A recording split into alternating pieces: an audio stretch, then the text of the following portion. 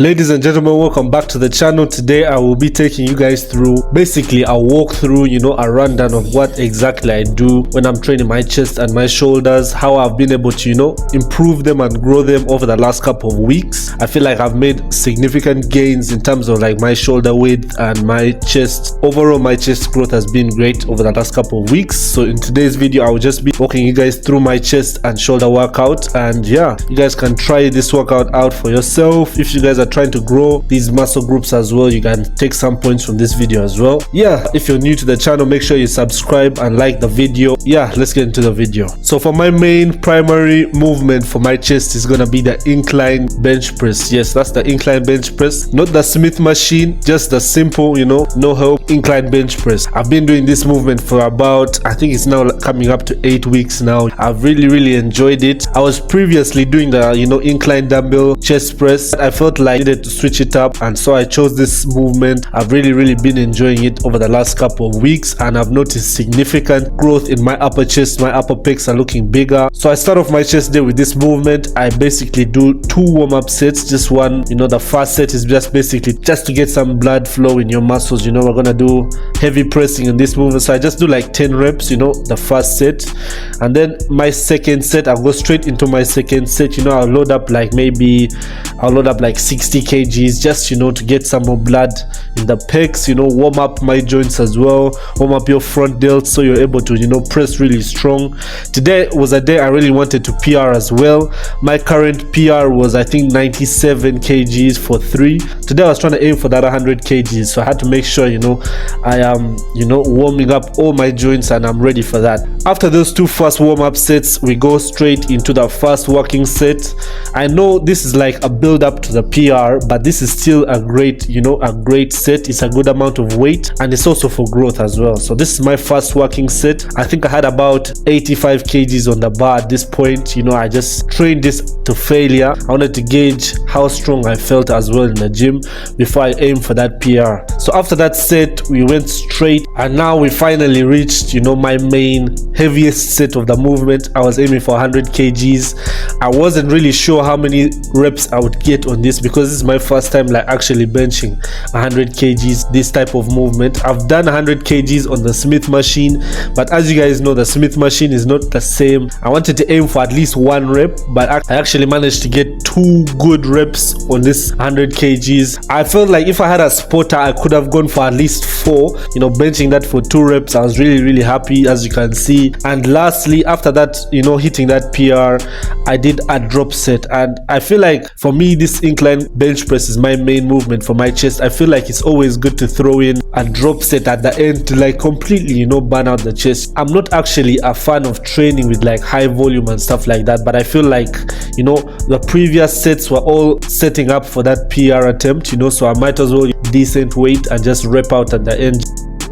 Anyway, I was really happy with that, and so we went into the next movement, which is gonna be the pec deck. I've been enjoying this movement really much. As I said, this is like a new program I've been following, so the pec deck has replaced the cable flies. Previously doing cable flies, but I noticed that with the cable flies, when you get to a certain point of strength, I felt like I was struggling to balance my legs and like not fall over, trying to execute those chest flies, while trying to balance my body as well. The pec deck is a really good exercise, because you're able to sit down, you're balanced, you're not worried about being stable. The only thing you're worried about is bringing those 2 bars together. So I feel like this is a movement I've been doing for the last 8 weeks. I'm really loving it. What I don't love though is that this pec deck in particular, the weights, you have to add like a plate on there, because the bars are just too low, like they're not heavy enough when you get to a certain point. So I have to always add like a plate. I just did like 2 sets to failure on this movement. Not high volume, I was just focusing on like intensity and actually going all the way to failure.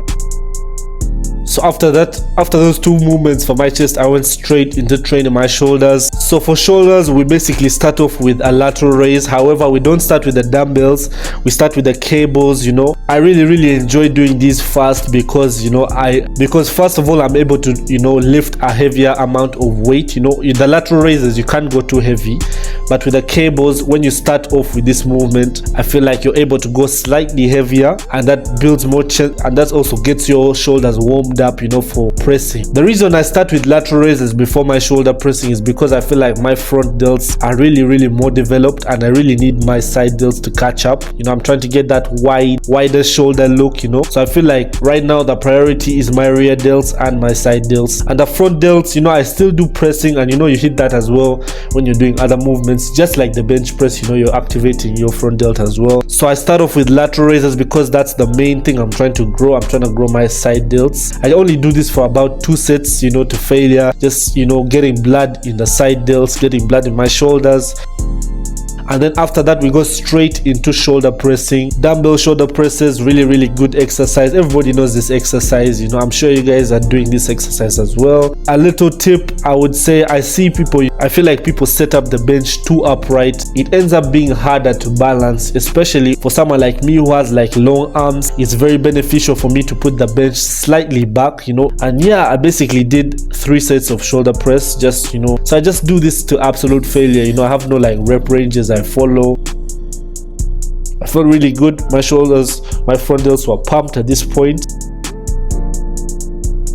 The next movement we're going to go into is the bread and butter of shoulders. Guys, if you want to grow your shoulders and you're not doing lateral raises, actually scratch that. I'm 100% sure you guys are doing your lateral raises, but I feel like you're probably not doing them in the right form. Something you need to keep doing, you know, to get the hang of it, you know. Some people bring the dumbbells too far forward, some people bring the dumbbells too far back, some people, you know, bend their elbows when they're lateral raising. Guys, I just want you to look at the way I'm doing these lateral raises, and I want you to just emulate that, you know. You don't want to bend your elbows at all, you know. If you start bending your elbows, it means you're going to hit your traps and you're not going to actually hit your side delts. So I'm not going to say too much. I do these lateral raises like bread and butter, bro. I do this after my leg day. I do this after my, you know, my back day.